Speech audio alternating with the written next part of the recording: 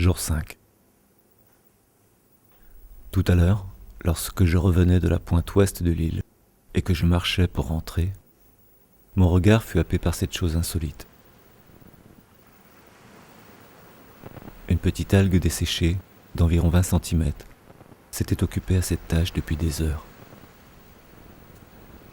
L'algue, frottée en divers endroits, agitée par un vent de nord-est qui souffle fort depuis hier. Ici, un vent de 60 km/h suffit à vous rendre la vie plus difficile. Ancrée dans le sable humide, elle pivotait sur un axe fragile, inlassablement, dessinant des cercles concentriques. Je suis à Saint-Nicolas, dans l'archipel des Glénans. Nous sommes en février.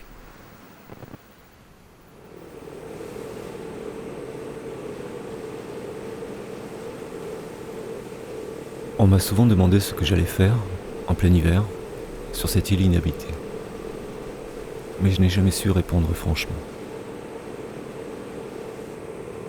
La nature, la solitude, sont les seuls mots qui me viennent à l'esprit pour justifier de mon départ.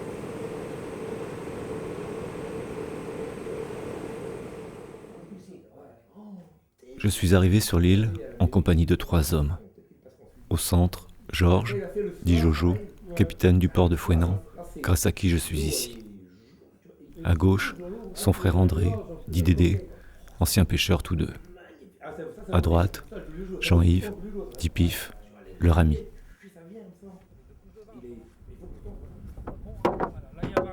Nous ne sommes pas seuls. L'après-midi, il faut transporter du bois dans divers endroits de l'île. L'île mesure moins d'1 kilomètre d'ouest en est et à peine 300 mètres dans sa plus grande largeur du nord au sud.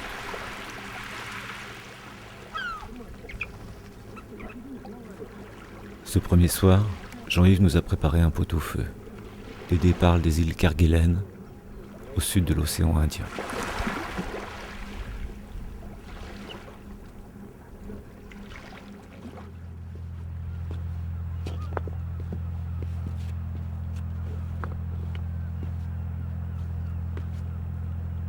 Jour 2, le matin.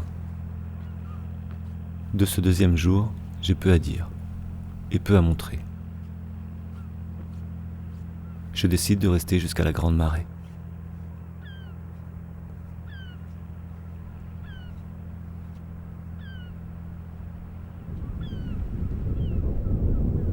L'île me paraît immense, un territoire vierge à découvrir. Je marche jusqu'à la pointe est de Bannanech, qu'on appelle aussi Banane, un îlot rattaché à Saint-Nicolas par une longue langue de sable.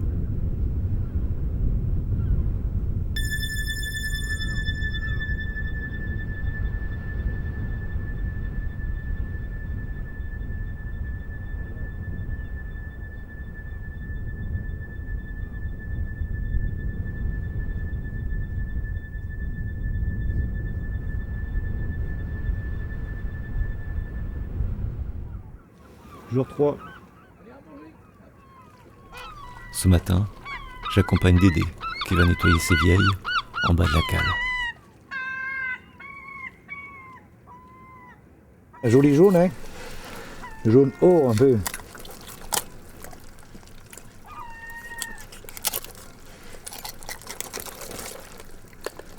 C'est un poisson qui est pas... je veux dire qui n'est pas coté, là. Qui n'a pas vraiment de valeur marchande, quoi. Hein. Et c'est un très bon poisson en plus. C'est plein d'arêtes, quoi. Putain, toute ma vie, j'ai fait ça, triper des poissons.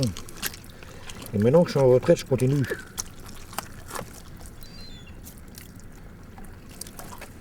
Allez!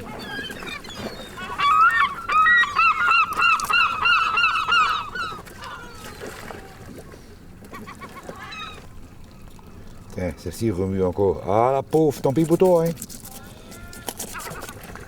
C'est avant, il fallait remuer de la queue. Avant d'aller dans le filet.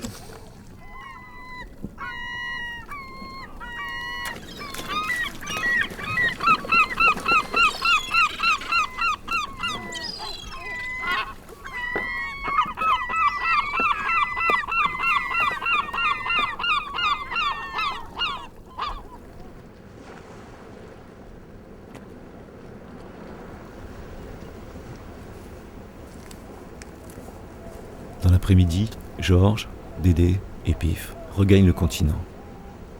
Ils ont prévu de revenir dans quelques jours.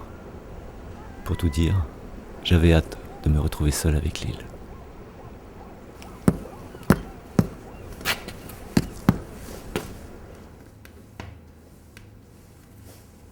J'ai fait le tour de l'île pour la première fois aujourd'hui. Roche, royaume des oiseaux. Seul, mes traces sur le sable. Une sensation immense de liberté. Et puis je me rends compte que je n'ai ni argent, ni papier. Mais ici, nul besoin de tout ça.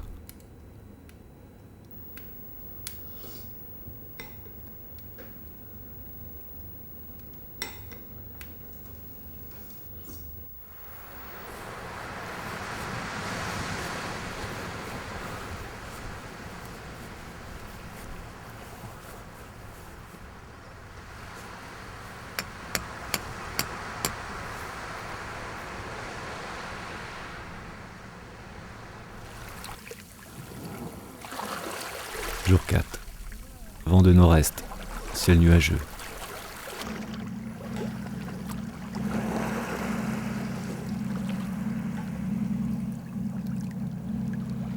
Après le déjeuner, toutes les personnes encore présentes sur l'île pour les travaux sont parties. Sur l'île, il ne reste que Jean-Pierre, moi et son fils Corante. Ils pêchent ensemble depuis quelque temps. Nous ne sommes plus que 3 sur l'archipel. 3 plus Bobby.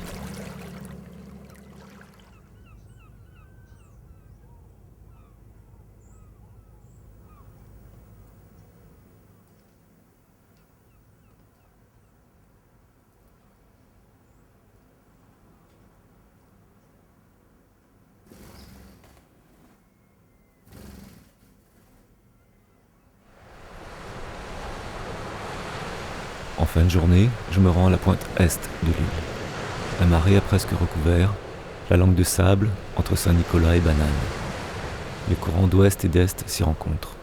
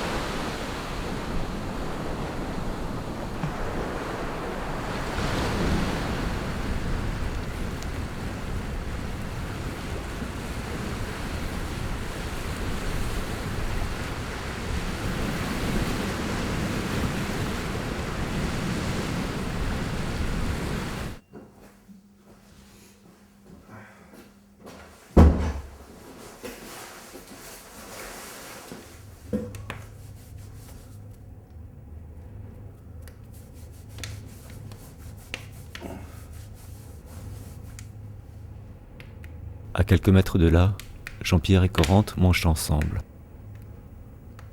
Autour de nous, l'océan.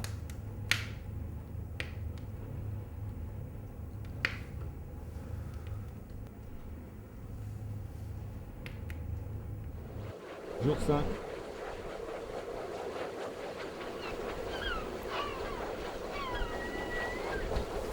Chaque jour, Jean-Pierre nourrit ses poules, comme on dit ici. Rituel du matin.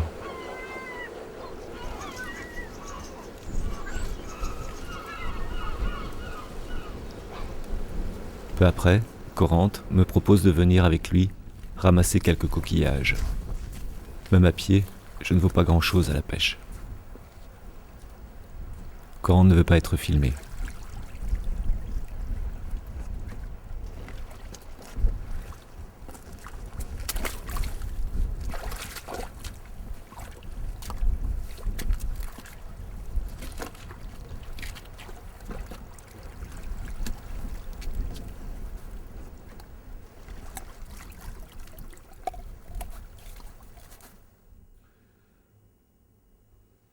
Ce midi, je suis invité à manger.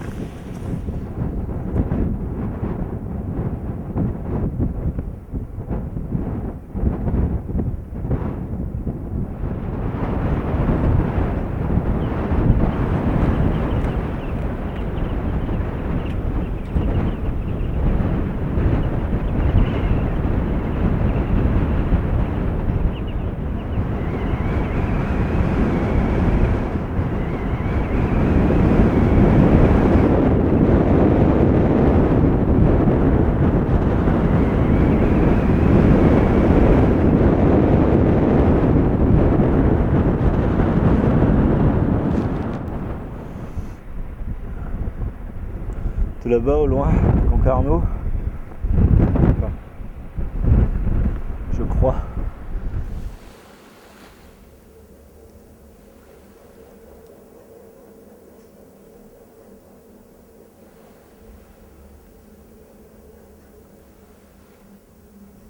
Trois pêcheurs seulement, en leur quartier sur l'île, où ils séjournent parfois.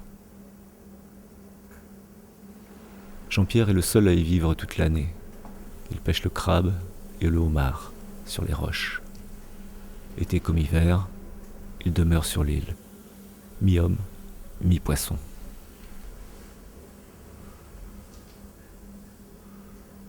Autrefois, il pêchait avec son père et son oncle, et l'archipel les nourrissait.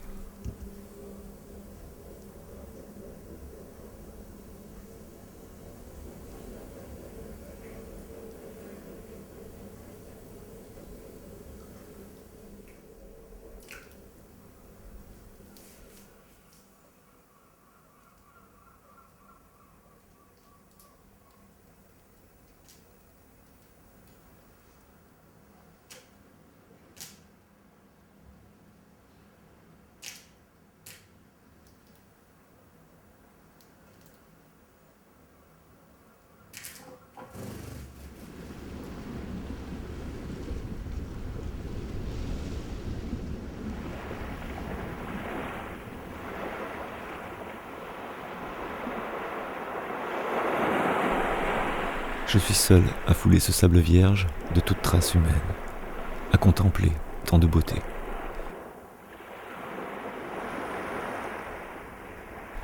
La nature, si on sait la regarder, nous rend meilleurs.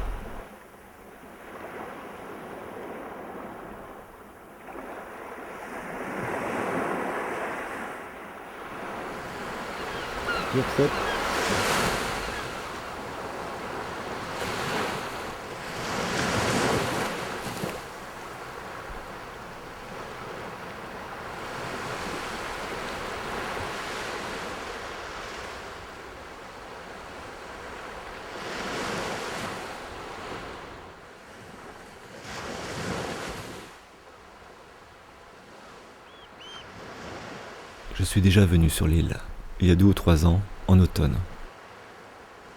Loin des caméras, j'avais parlé avec Jean-Pierre. Il m'avait dit qu'un hiver, il était resté seul, un mois entier, sans voir qui que ce soit. Il m'avait aussi dit avoir chassé et pêché pour se nourrir. Peut-être est-ce en partie vrai. En y repensant, cette histoire est sans doute à l'origine de mon séjour sur l'île.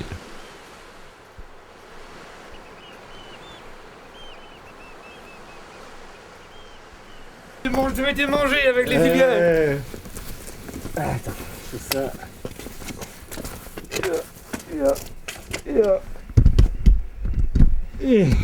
Alors mon Yann, comment c'est? Bien, Ça va, bien. toi? La Ouais. forme? Ouais, Bien, ça va? Ouais. La forme?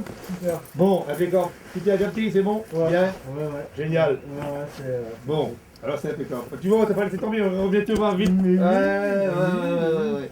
Tu nous as pas vu arriver là le bateau, non? Non, parce que je suis de l'autre côté, carrément. Georges est revenu aujourd'hui, accompagné de Pif. Elle fait du feu, c'est bien ça. D'accord. Dédé n'est pas là. Ce matin, mais cet après-midi, j'ai fait après manger, j'ai un peu froid. Ouais.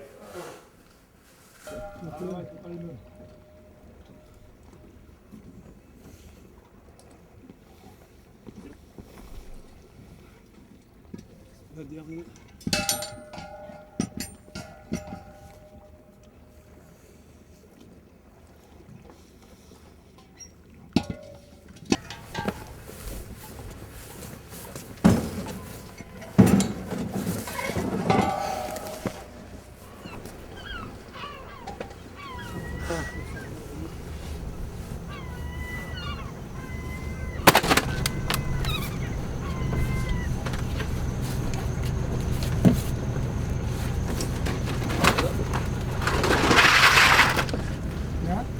Monsieur Poirot est arrivé? Ouais. Avec amené des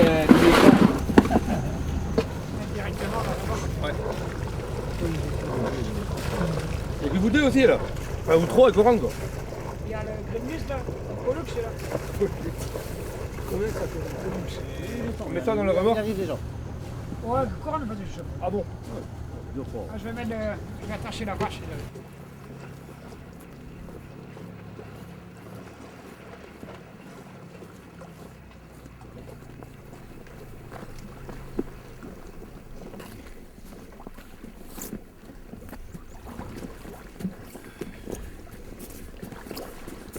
Voilà, il y en a 2 tours, ne font qu'un tour. Ah, là, oh là, il est bien cuit. À peu près comme nous. Ouais. Ouais. Hop. Je pense pas que le loup viendra boire un coup. Hein. Ouais. Hein? Comprends? Qui c'est qu'on a. La louche, bif. Ah oui. Qui c'est que vous appelez le loup? Jean-Pierre? Jean-Pierre? Ah, Jean-Pierre. Mais pourquoi le loup alors? Oh, c'est mon histoire ça. Vieille histoire. Parce que, je vais te dire, quand il est bien touché, il va à 4 pattes, il fait ouh comme ça.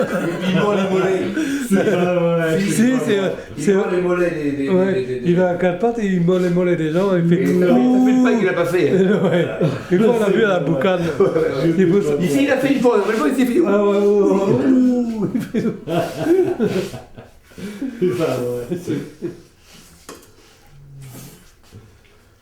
Bon, c'est le point, puis c'est bon. Et Pollux, c'est bon. Le ciseau. Ouais.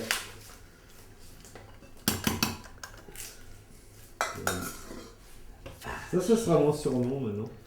Ah ouais, ah, t'es baptisé là. Ah ouais. Pollux.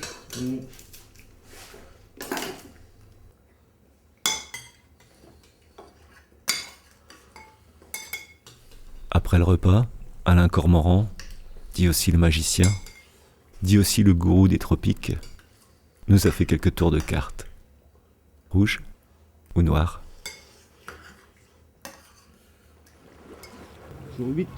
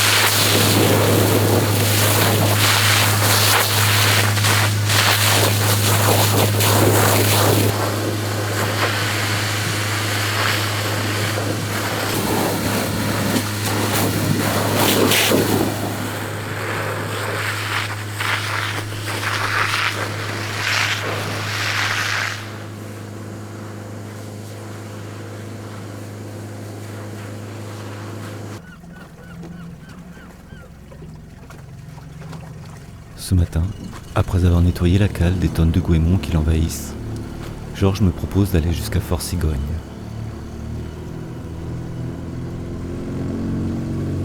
C'est la première fois que je quitte l'île depuis mon arrivée.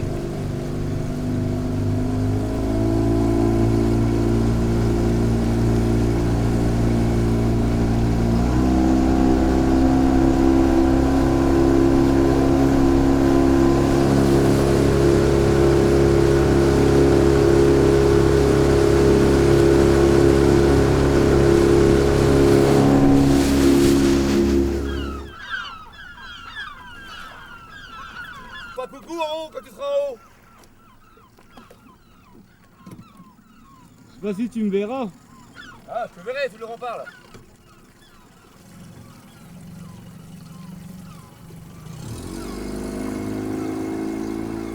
Durant l'hiver, Fort Cigogne appartient aux oiseaux, et peut-être à quelques pirates.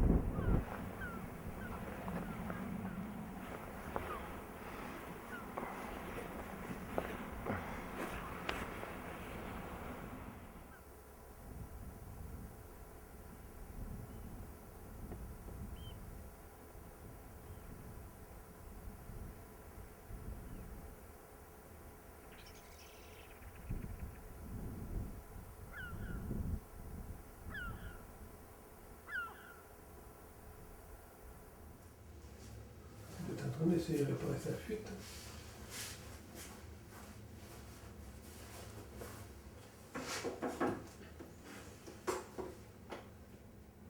Oui, là, la chaîne, il a été vraiment emmerdé, il aurait appelé. Hein.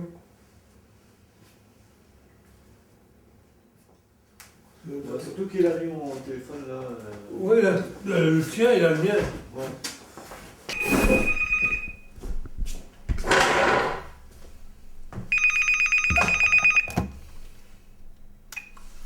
Ouais. Ouais.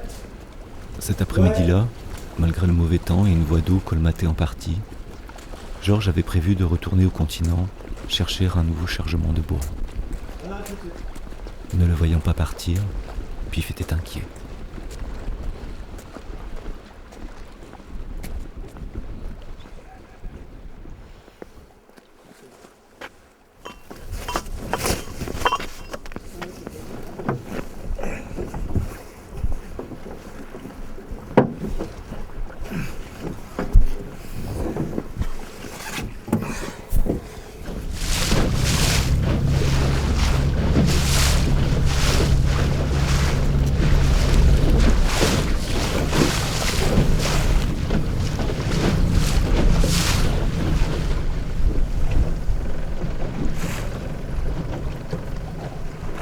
Qu'est-ce qu'il y a?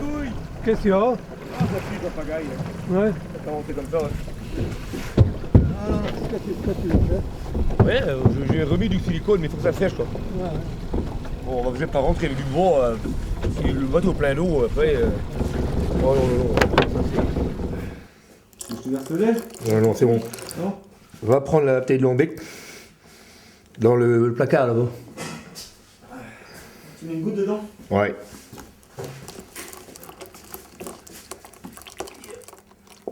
Comment il est caché celle-là?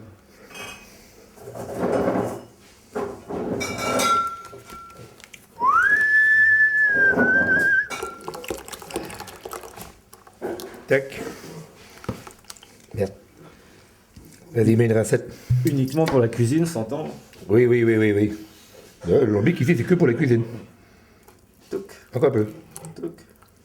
Hop, voilà. Jour 9.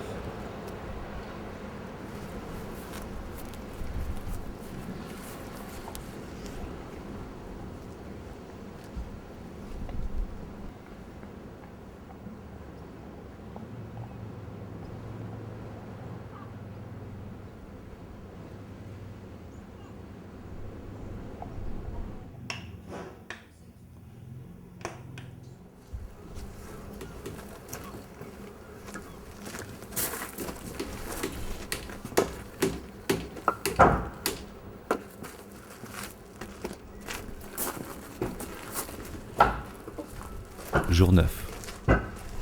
Dans la matinée, Pif m'aide à couper du bois en quantité suffisante pour le reste de mon séjour. Le bois étant mon seul moyen de chauffage. Avant le déjeuner, nous nous rendons sur la pointe ouest, ramasser les nombreux déchets plastiques que la houle et le vent déposent sur l'île.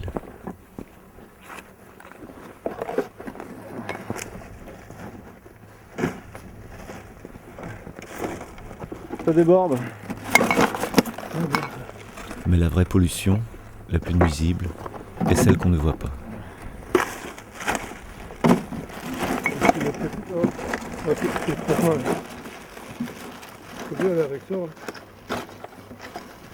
Jean-Pierre m'a dit que certaines journées d'été, il avait compté plus de 50 avions survolant l'archipel.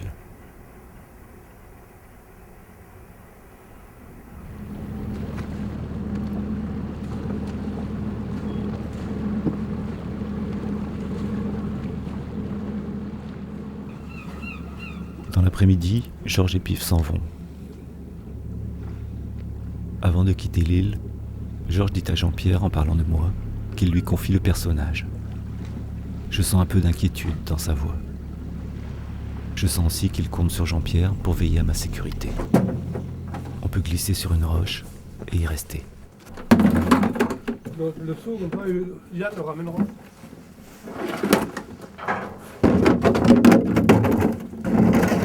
Je ne les reverrai plus d'ici mon départ.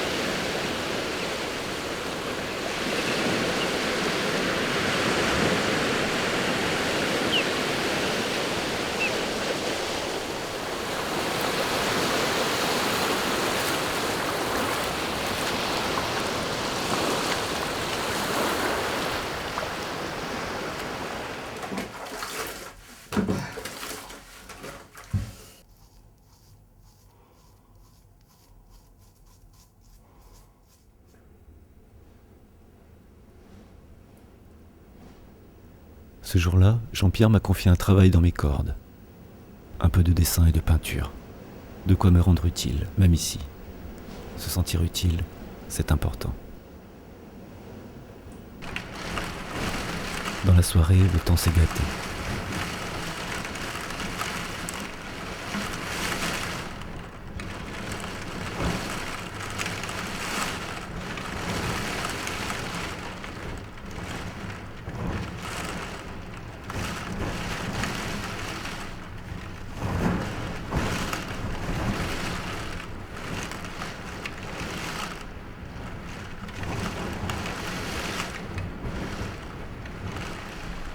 Dixième jour.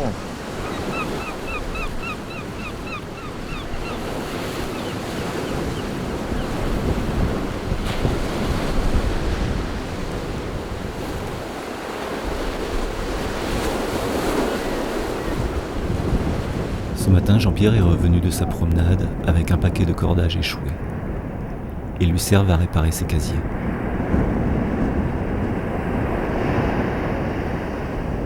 J'ai retrouvé ses traces sur le sable à l'est, près de Banane.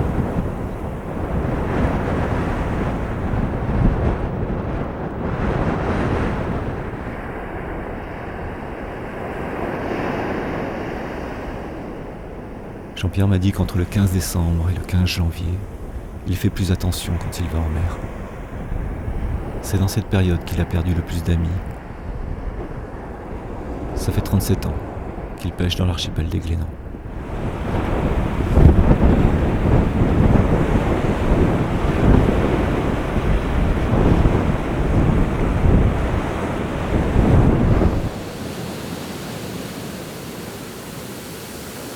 Jour 11.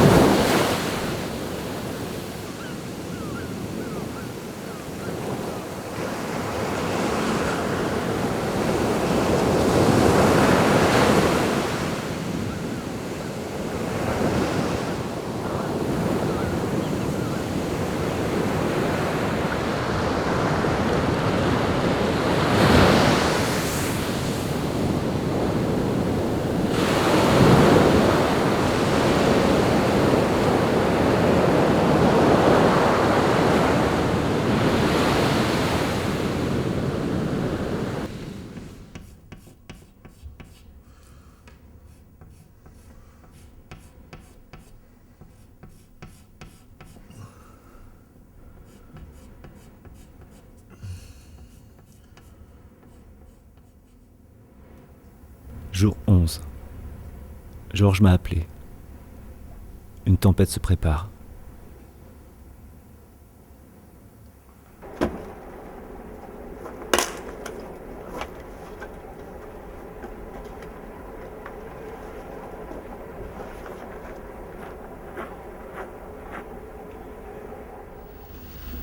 Curieusement, j'avais rêvé de cette image avant de partir.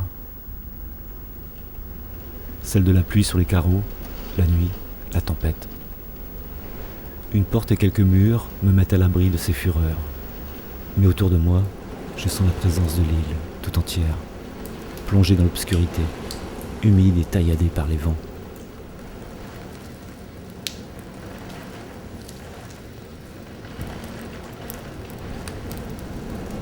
J'en avais rêvé et j'y étais.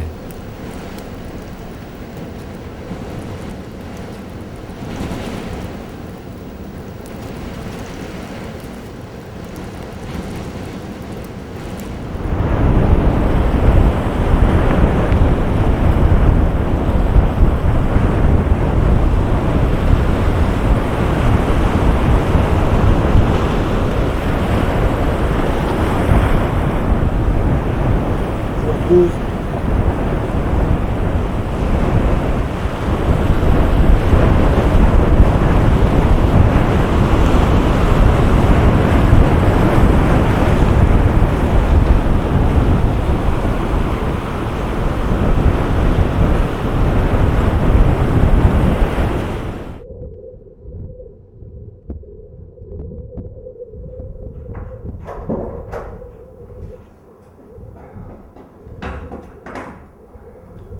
Jour 12.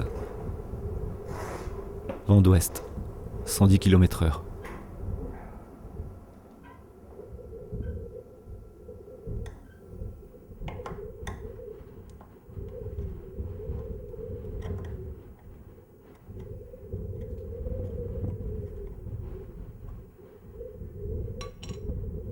Le loup est plus difficile à approcher qu'un goéland. Jean-Pierre surgit souvent quand je ne m'y attends pas, et disparaît aussi vite. Je sais que ma caméra le met mal à l'aise, et je n'insiste pas. Quant à Corrente, c'est définitif. Il ne veut ni être filmé, ni être photographié. Ainsi sont les marins des Glénans.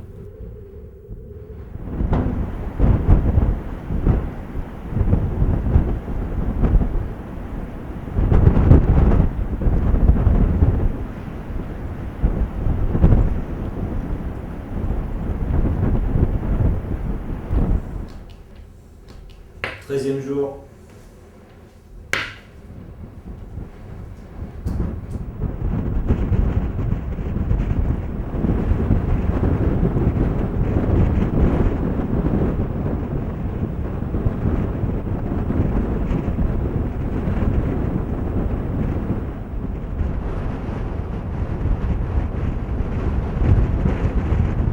J'étais à la pointe ouest quand j'ai aperçu parmi les vagues la vedette de sauvetage en mer.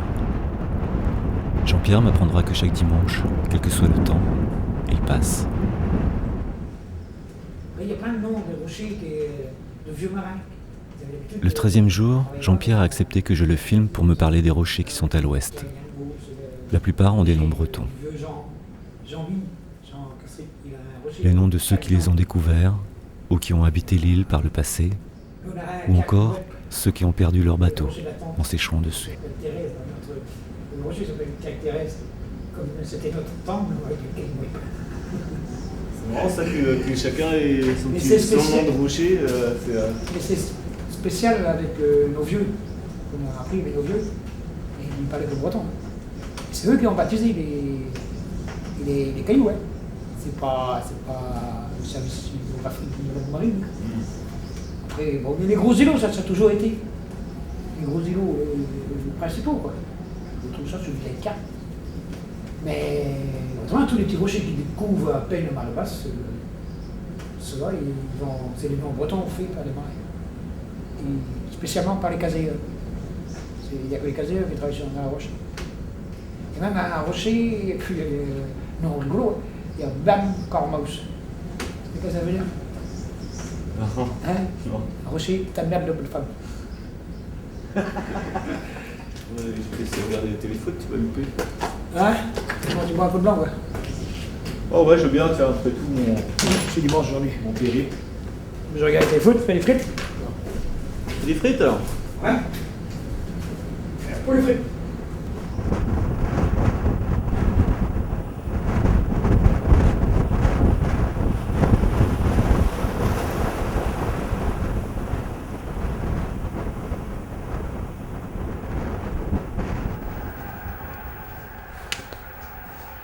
Pour la Marseillaise, c'est que Madame la Présidente ait regagné sa place. Vous la voyez monter dans la tribune présidentielle de Croque-Parc pour la Marseillaise.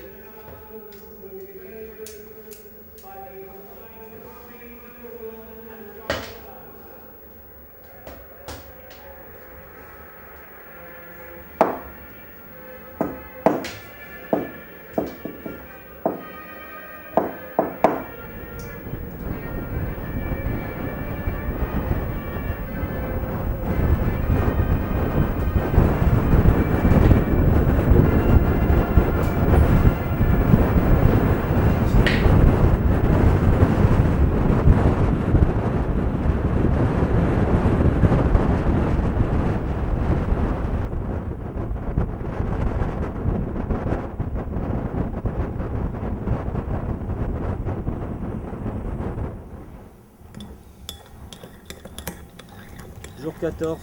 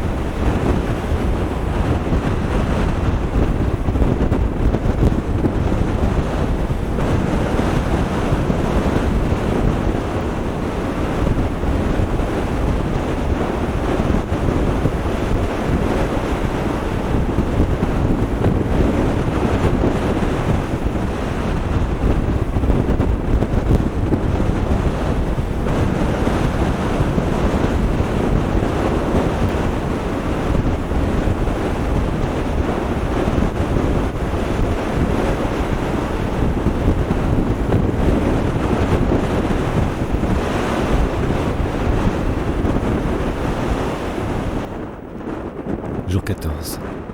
Les vents soufflent toujours sur l'île. Durant la nuit, la girouette de la boucane, l'unique bar de l'île en été, s'est détachée.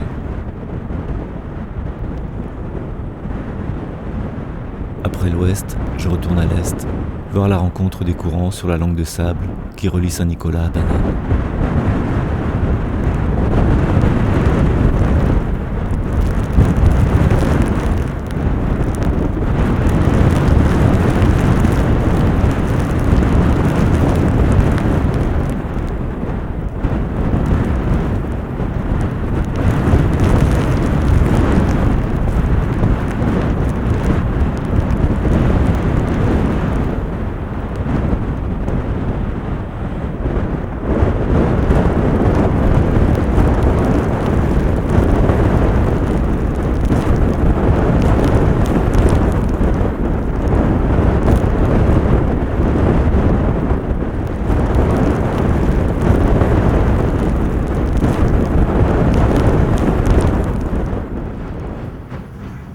Je me souviens d'une phrase de Jean-Pierre qui s'adressait à Corrente et moi.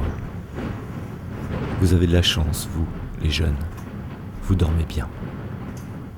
Vous n'avez pas de bateau qui risque de se décrocher et de se briser. Une année, avec ce temps-là, 18 bateaux se sont écrasés sur les rochers. 18.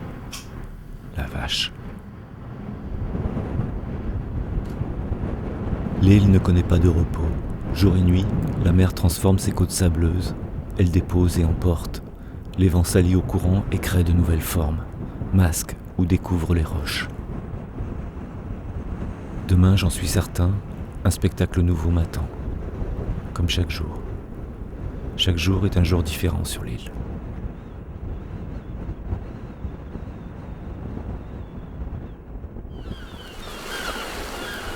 Jour 15.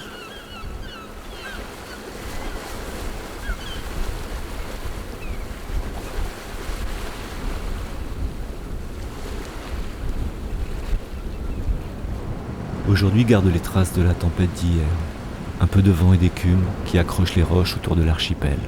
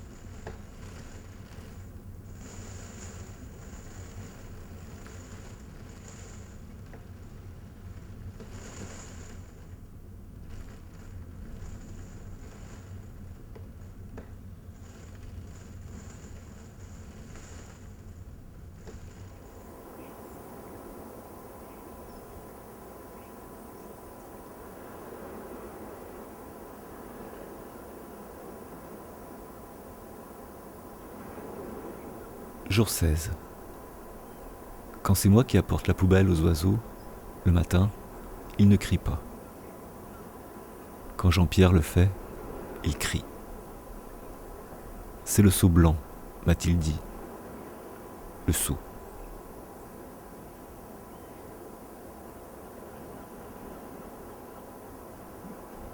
Les vents et les vagues sculptent l'île. Des tas de goémons apparaissent puis disparaissent, emportés par la houle qui les dépose ailleurs sur l'île.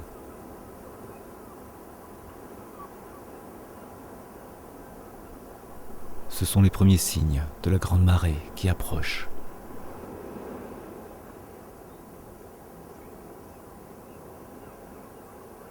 Jean-Pierre et Corande passent leur journée à réparer des casiers.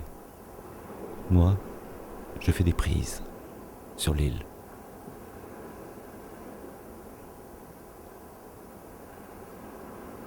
C'est la Saint-Valentin. On dit toujours, on verra bien, on verra bien.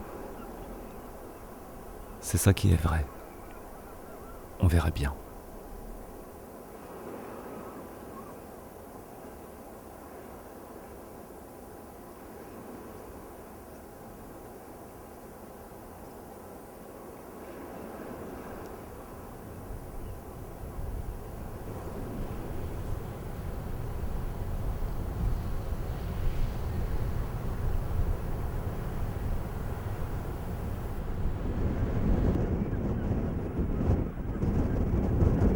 Jour 17.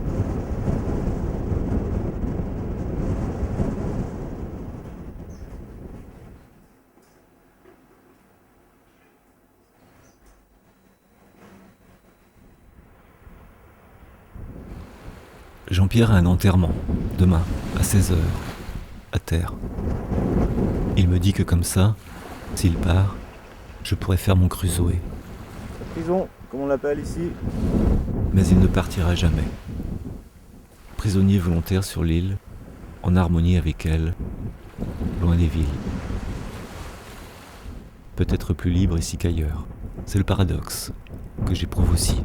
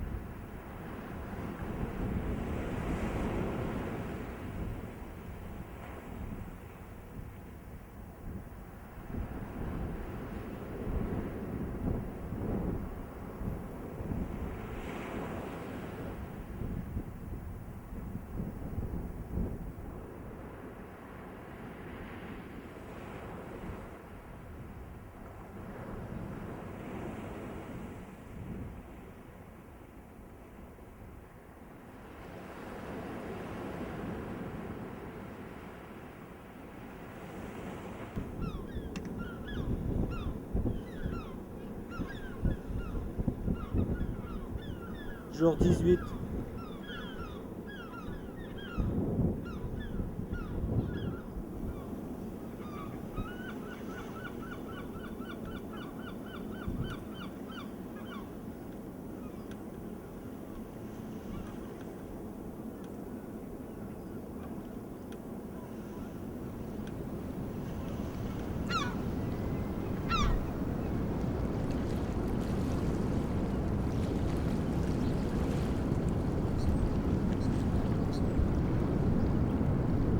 Les vents sont de sud, l'archipel gronde au loin. Les marées, de plus en plus importantes, laissent des traces au petit matin. Des algues sur la cale et des choses moins belles qui rappellent de mauvais souvenirs pas si lointains.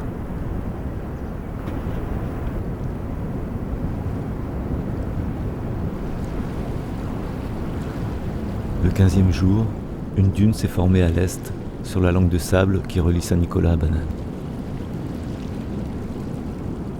La voici le lendemain et le surlendemain. Au 3e jour, elle a entièrement disparu.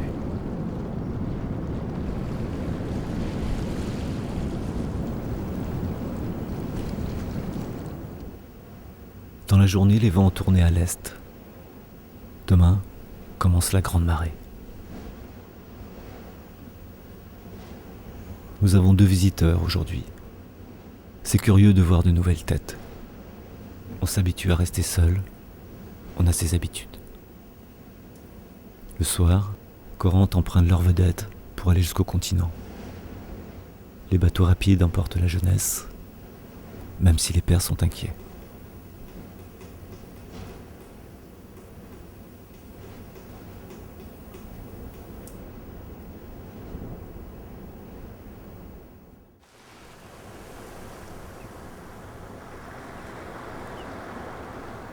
Jour 19.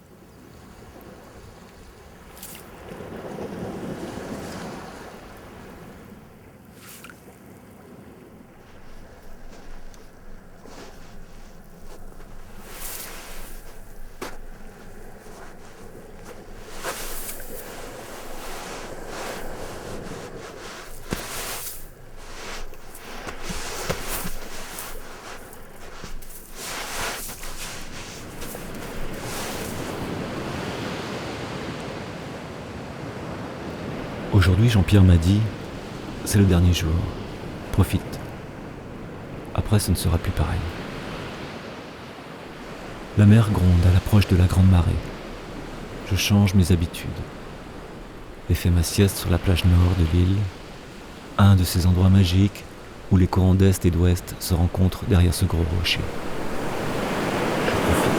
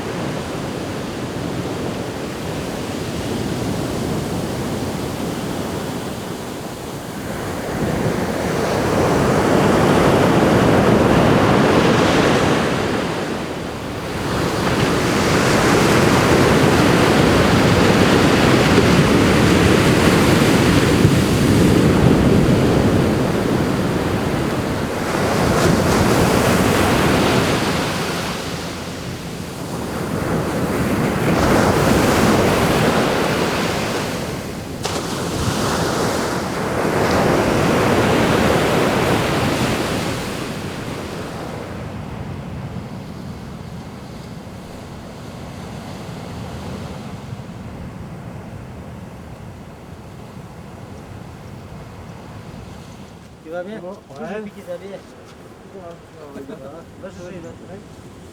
Le soir, je découvre que les anciens sont les premiers arrivés.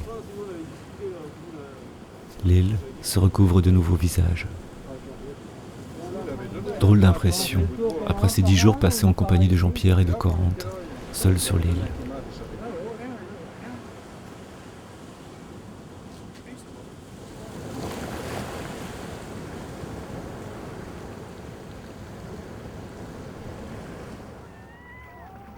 Jour 20.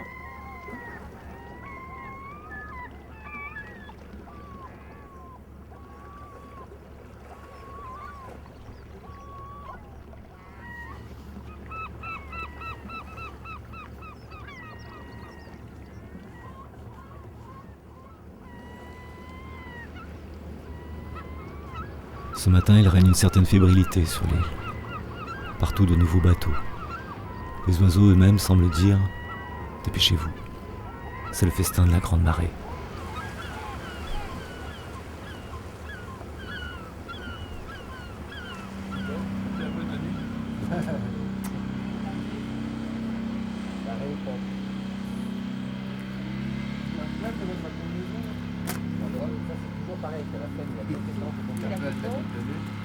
Voilà. Ça gazouille? Ouais, ok.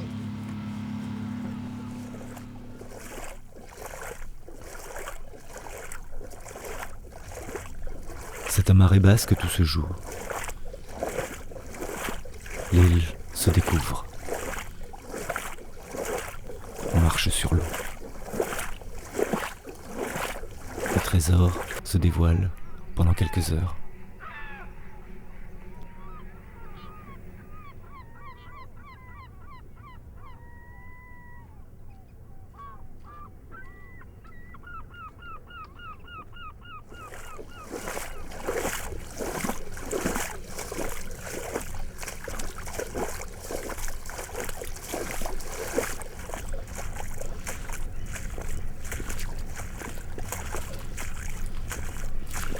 Ah, du pêcher, poisson. Ah, des francs ou des... Ah, on dirait des francs, non? On va mettre ça devant la cheminée, ouais. On va les mettre à pêcher. Qui a été là pour balancer tous ces mulets là? Je ne comprends pas. Hein, il y en a plein tout le long. Ça, c'est pas un bateau. Il n'y avait pas de bateau. Si, il y avait un bateau hier soir. Ah ouais, Georges Colletti a dit. Ah oui, il y en a plein, oui. C'est quoi? C'est. Poisson. Mon bilan a tellement de poisson, il sort du sort. Tu me fais rire.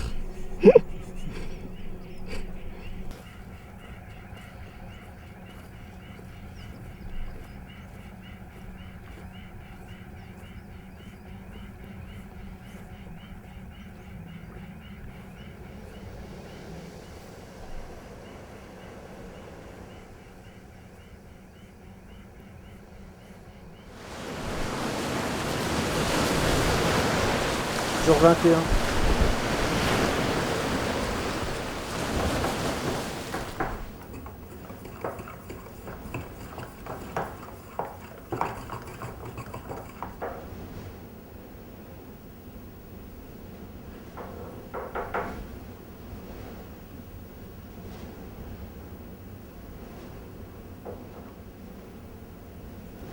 Jour 21. Je n'ai pas vu le loup aujourd'hui. Nous avions nos habitudes, nos repas. La marée a tout bouleversé. Pollux se sent seul, au milieu des autres. C'est la première fois que je ressens la solitude. Je sens qu'il est temps de partir, de trouver un bateau.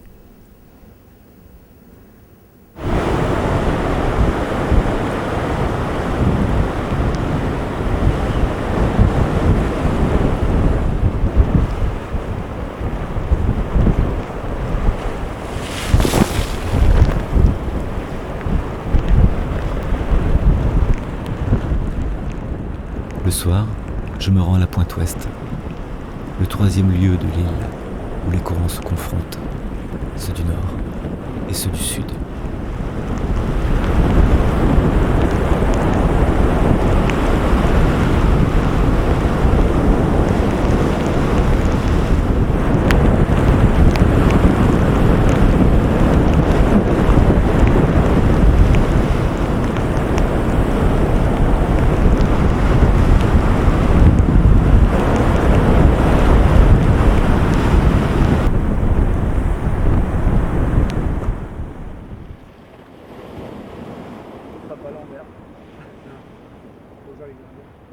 Jour 22.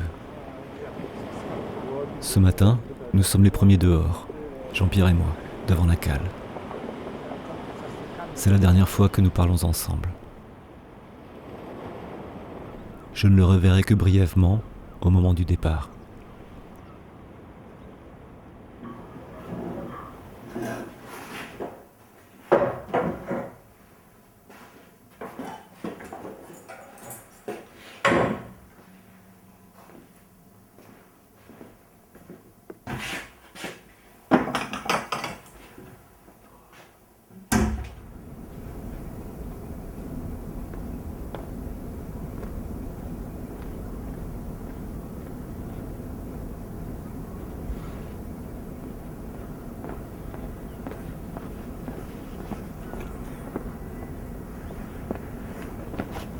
C'était le 8e jour, quand Jojo et Pif étaient là. Jojo avait fait un phare.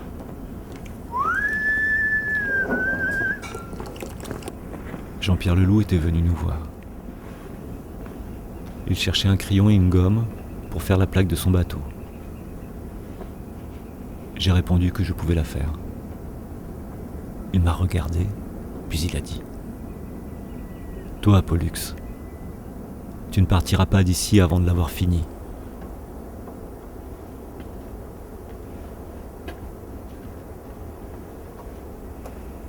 À ce moment-là, j'ai compris que je pouvais rester.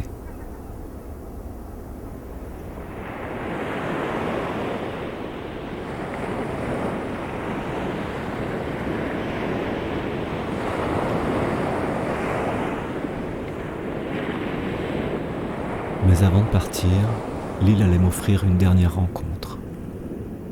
Une rencontre improbable.